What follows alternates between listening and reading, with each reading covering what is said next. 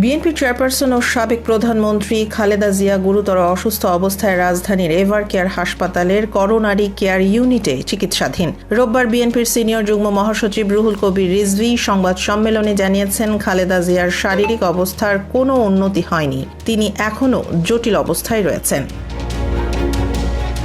বিদেশের চিকিৎসার বিষয়ে মেডিকেল বোর্ড এখনও কোনো পরামর্শ দেননি।